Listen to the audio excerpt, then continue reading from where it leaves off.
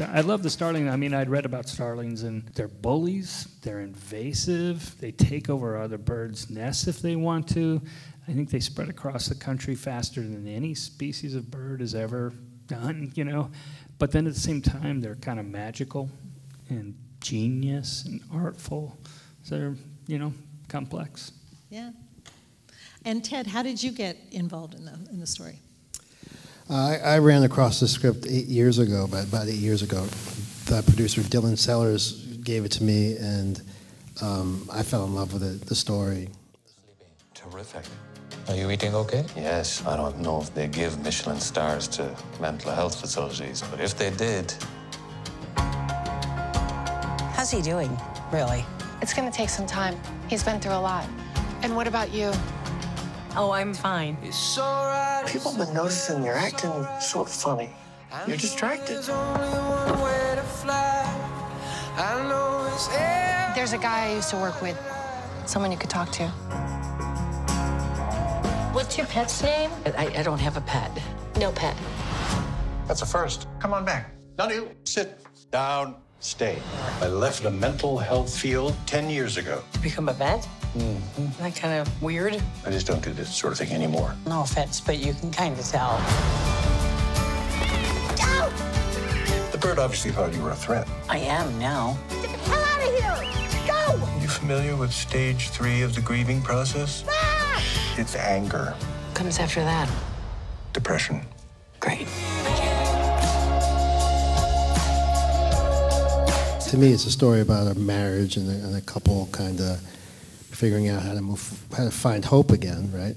And just how to kiss again and how to be together again after something like that. And then I went and got, you know, really busy, and I lost track of it. And then 3 years ago, after I was looking for something to work on, and I just happened to be talking to Dylan, and I said, you know, I can't get that script out of my head, the Starling. And he's like, I can't either. And he called Matt and got the rights in 48 hours or something crazy like that from Matt. It happened so fast. I don't know if you knew this, but I was like, I remember when you first were interested, right? And I'd seen St. Vincent, and I was so excited. And then, but you had Hidden Figures, so I got it. I understood. Of course, you have to do that. But when I got a call from Dylan, I thought it was like a butt dial. I didn't think it was for real. And he called to see if the script was still available. And you and we were having lunch the next day. Yeah. Literally the next day. We should say Dylan is a producer. Dylan's a producer, yeah. And the original script was Lily and Jack's roles were switched. So Melissa McCarthy was Chris O'Dowd. So Chris O'Dowd was the kind of strong guy at home trying to hold the fort down. Yeah. And Melissa was taking a mental time out. And then we just thought, I don't know, Dylan and I were talking one day, and we said, what if we flipped it? And then we called Matt and said, Matt, what if we flip it? And he's like, that's great. And we're like, how should we start? And I remember Matt and I talking, and we said, let's just do find, replace. Yeah. Let's start with find, replace. It's really so he found Lily and replaced it with Jack and vice versa. And we're like, that totally works. Really and then Melissa signed on. Yeah. It totally works with their characters, because when you think about Melissa, she has that kind of strength. And you know, as good as she is, I think Chris O'Dowd is so great. He's amazing. It brings out aspects of his talents that I'd never seen before. I don't think people realize how good Chris O'Dowd is in general. I saw him on, obviously I knew him from St. Vincent, but I saw him on Broadway of Mice and Men, and the entire theater was in tears. Wow. And I said, nobody knows this guy. Yeah. He's brilliant. That he's capable of such depth. Yeah, he's brilliant. So you had worked with him before on St. Vincent. Yep. Did you, when you read the script, did you envision them, or how did that come about, the casting process? The moment Matt flipped it, well, actually, we gave it to Melissa without flipping it. And I said, Melissa, here's the thing. If you like this, if this is something you want to do, we'll flip it. And she read it and said, I'm in, right? And so then we flipped it. And the minute we flipped it, we all said Chris O'Dowd, like it was instant. I don't know why, other than, you know, after seeing him on Broadway, I just knew that he could do it. They have a really nice chemistry together. Did they obviously they had worked together before. Did they rehearse for this, or did they discuss their characters? How did that process work? No, I mean, unfortunately, in our business, rehearsals it's a dying thing, unfortunately, because everyone's so busy and actors are juggling 10 different things, and you can never get anyone together.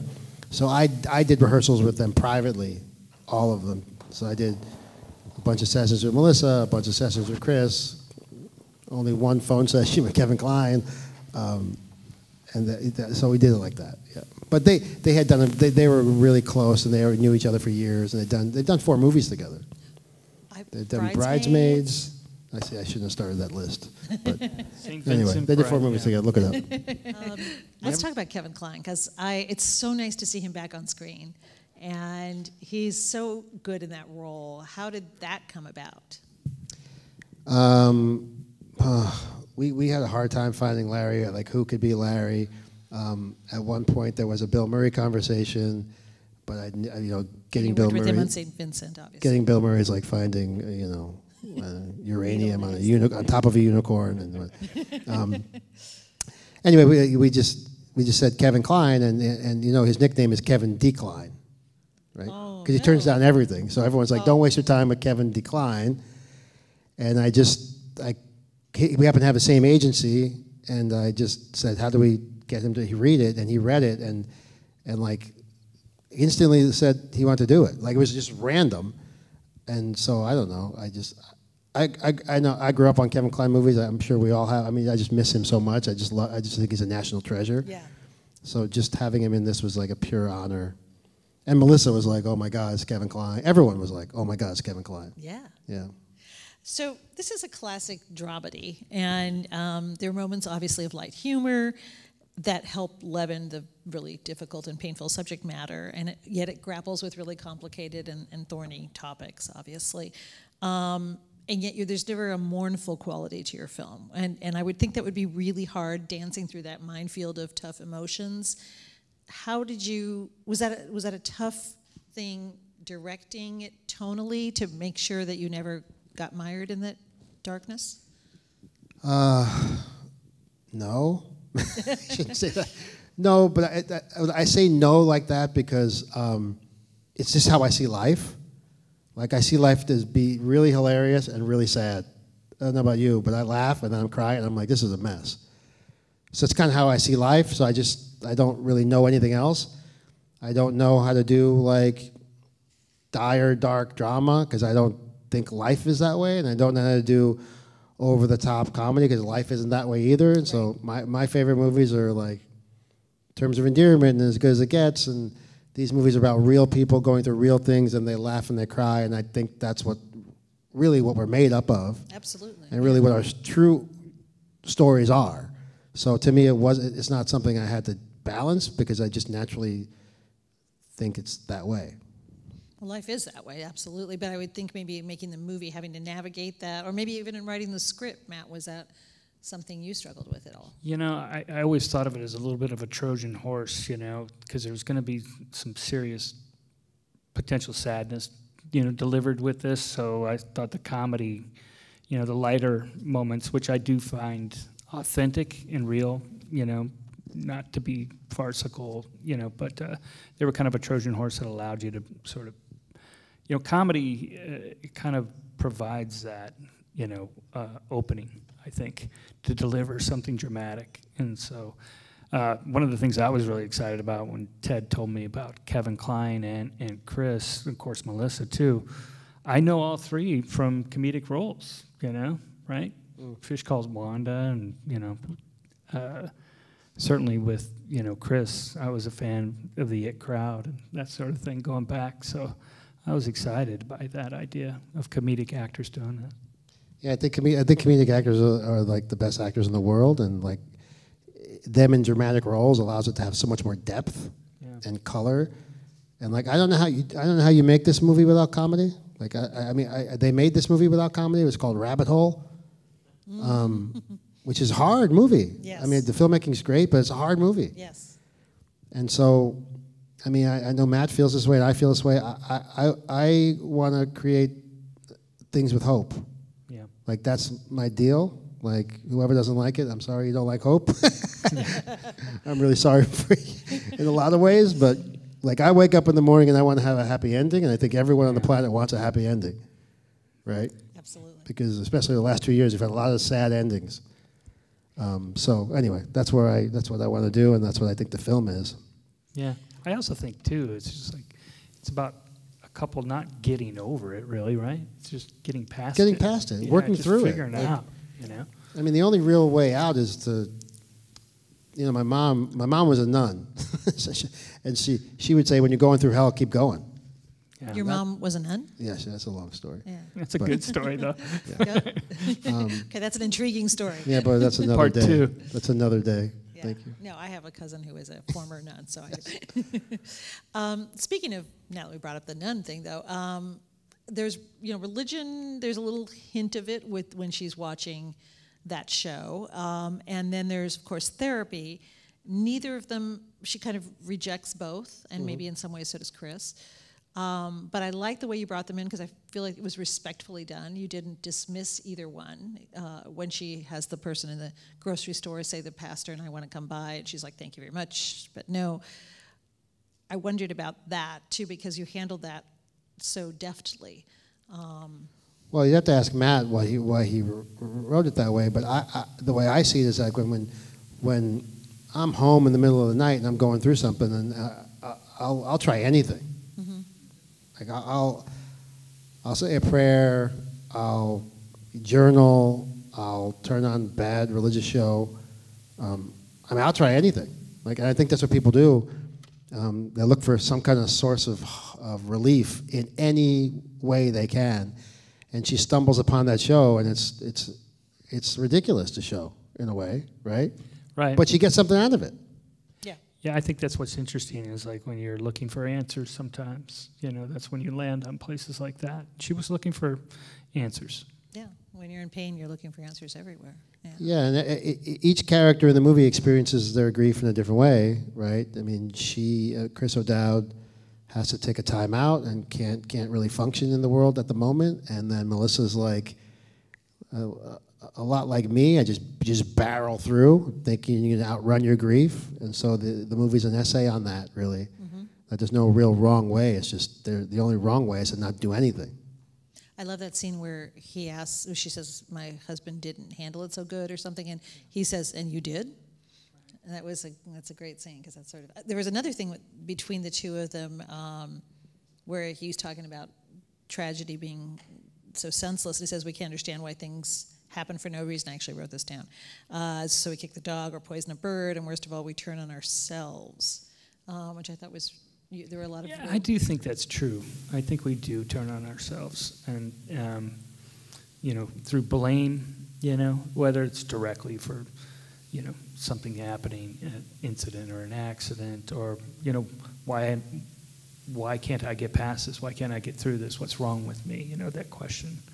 And so that's why I think trying to do it alone is really difficult, But yeah, I do feel that way. I felt like this was such a tragic event, and like Ted was saying, you don't really, get over these kinds of things. You try to figure out who you are afterwards, right? And I think this couple is kind of confused, and she's more hopeful in the beginning, certainly, than he is. I think that there is a future, but they don't know what that is, 1 minute you're a parent, and the next it's gone, Yeah. So a lot of unresolved internal conflict. And what is it the therapist says to him? At some point, you'll be able to say her name, and you Without won't thinking feel, about it. Yeah. It'll just slip out. Yeah, and you'll feel. And that's so how it is. injured. That's how it works. Yeah. Just one day is to say your mom. My mom passed away in the making of this movie, and like at some point you just say her name, and it's nostalgic and with love. So you've had some healing. Yeah. I'm so sorry. Your mom passed away while you were making it? Yeah, in post, yeah. And one of our visual effects supervisors died of COVID as well, so it was, a loss for everyone. It's been a year, hasn't it? It's been 2 years. Yeah. I mean, it's been... But like that's not a unique story for the last 2 years. We have a collective grief, and that's one of the reasons I wanted to do a movie like this is because I deal with that, and everyone I know deals with that. And I think the movie's really kind of serendipitously timed now to come out at this point when the whole world's looking for like the light at the end of the tunnel. Yeah. Some sense of hope, a smile, a laugh, something like that. I've seen that a lot in the comments too. Just perfect time for this. So you shot it in 2019?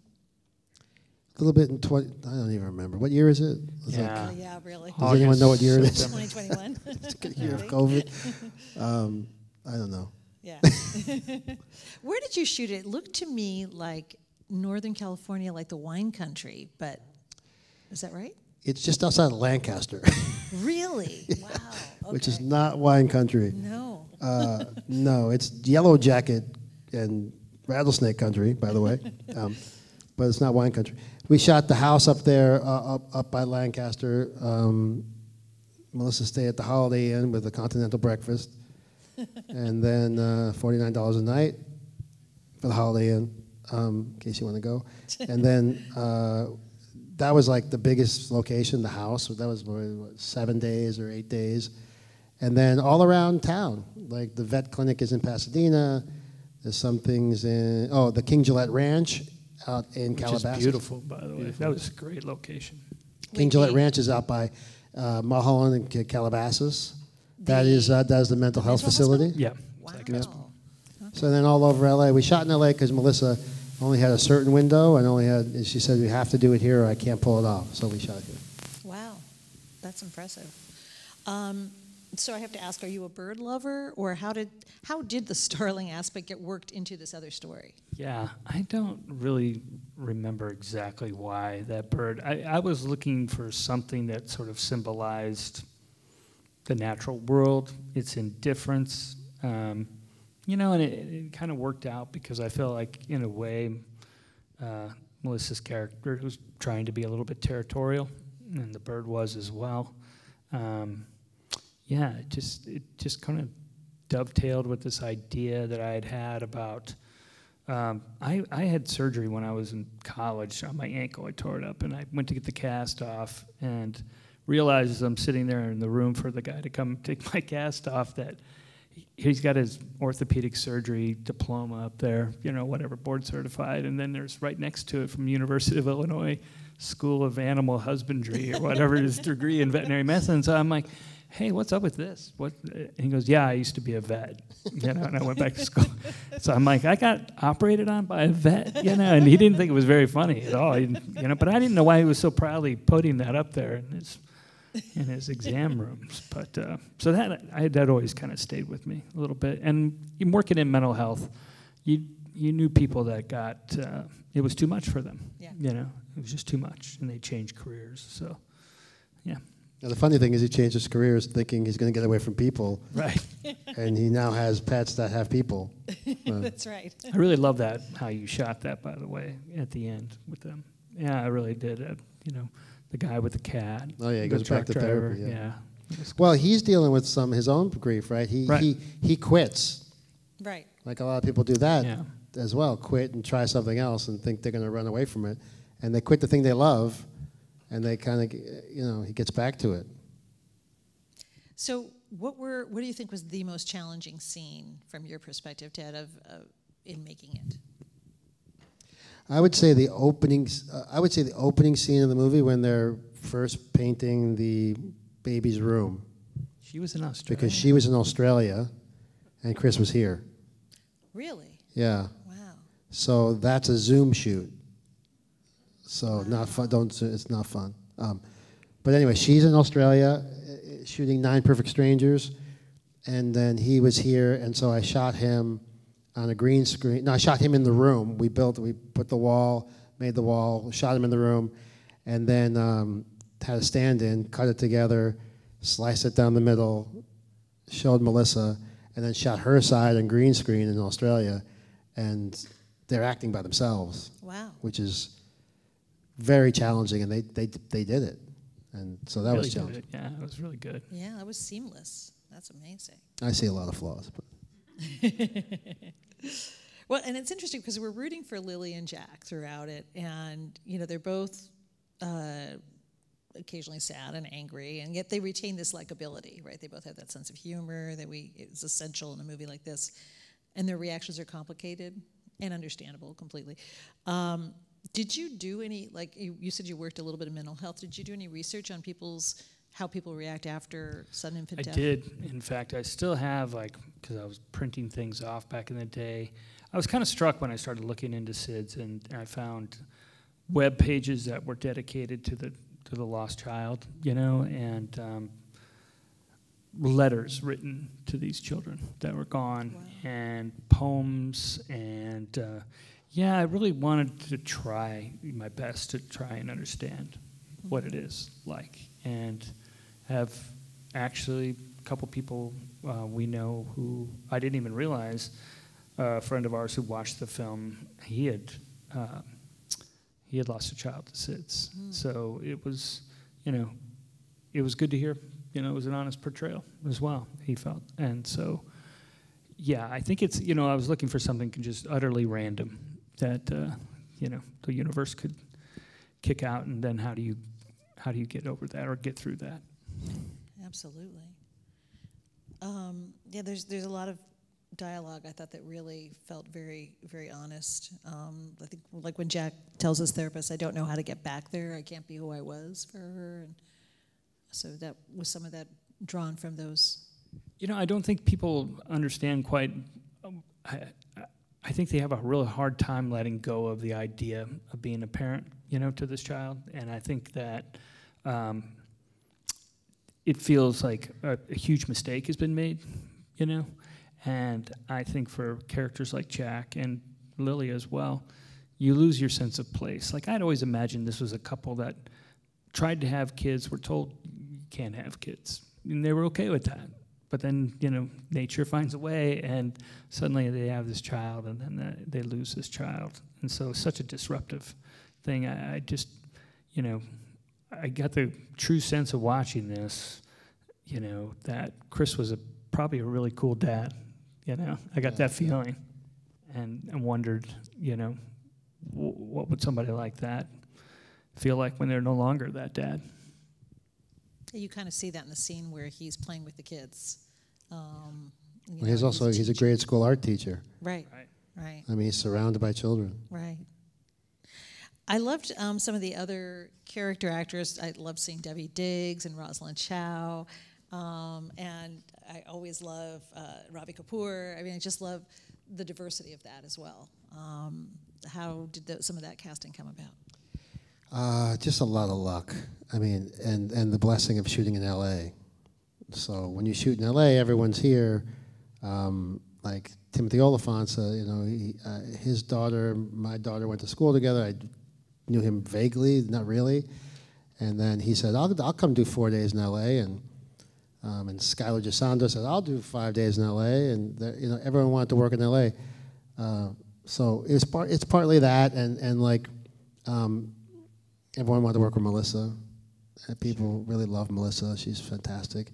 Fantastic energy on set. Just a fantastic person. Same thing with Kevin Kline and Chris. It was just a combination of all that. But ultimately, it boiled down to the script. People read that script and fell in love with that script. Yeah.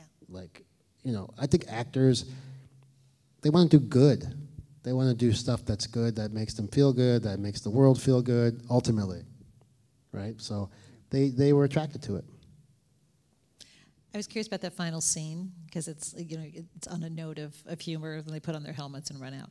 Was that in the original script, or was it hard to end? That was Ted. He did a flourish with that. It was. It was in the script where we had him. It was your note, I should say. It was a good idea to have them run out and try to grab the ingredients. Originally I just kind of had them standing there, sort of afraid, in the bird looking down on them, but Ted's like, no, come on, dude, that bird's got to do what that bird does. He's got to attack, and he was right. He was absolutely right. The bird's constant. Yeah. Like, the bird doesn't give a shit. Right. Yeah. What you feel, how you feel. The bird has one mission in life, right? To nest and to egg and to raise hatchlings. That's it. And they do it, and then they do it again, they do it again, they do it again.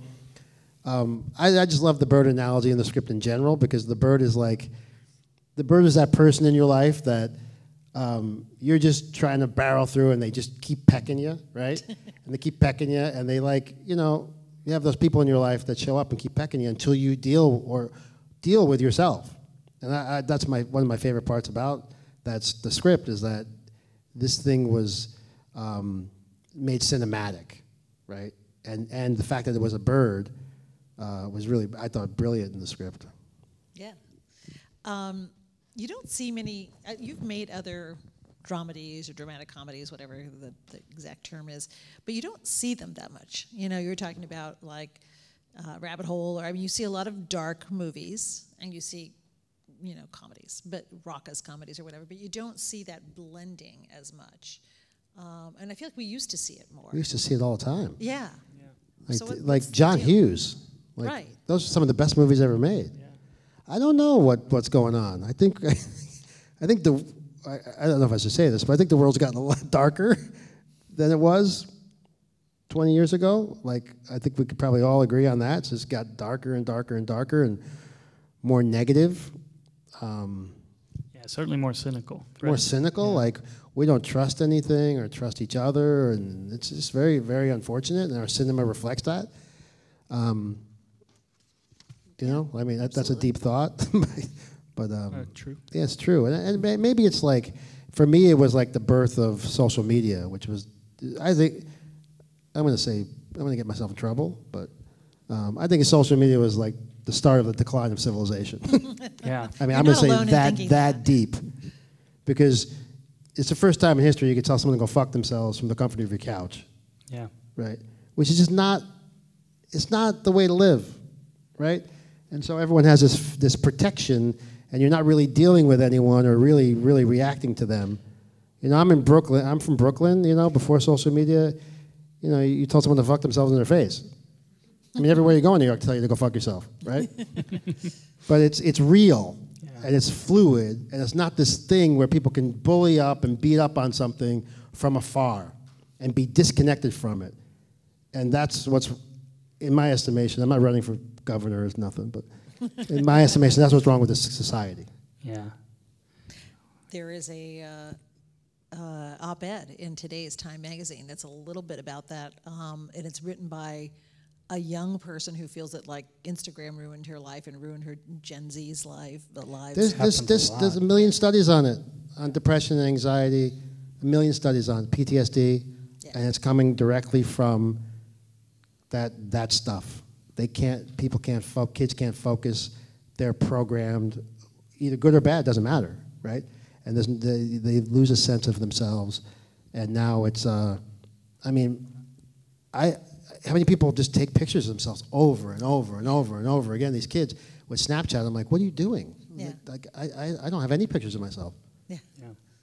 Yeah, I try to sometimes take that long view, you know, like where you try to go out into the future a little bit and look back on this time and wonder where it's going to go. Is it good? I don't know. I just don't. I feel like it's going to reach a critical point. Like enough people are going to realize I'm miserable doing this. You know, because I just feel there's like a higher rate of anxiety and depression among 100%. Yeah. I mean, no one's talking about it because big tech controls it. I can go. This is a totally different. It's like a TED talk. Yeah. No. Yeah. We're going to go in a deep hole. TED talk. Yeah, Ted's TED talk. Fuck social media. But I mean, I got off that Facebook 10 years ago.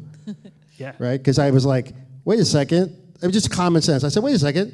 That's not my friend. Yeah. I don't know them. Yeah. Like, is that my friend? Yeah. Yeah. So, like, it's just common sense. Like, I don't know. Don't get me started. Well, I want to ask you a final question about the movie.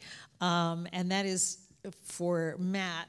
Since you wrote this and you probably envisioned aspects of it, what was your favorite scene that either deviated a little bit from the way you envisioned it, or maybe was exactly the way you wanted it? Yeah, I mean, it's tough because and not just to blow smoke, but I feel so fortunate that Ted Melfi directed this film. I really do.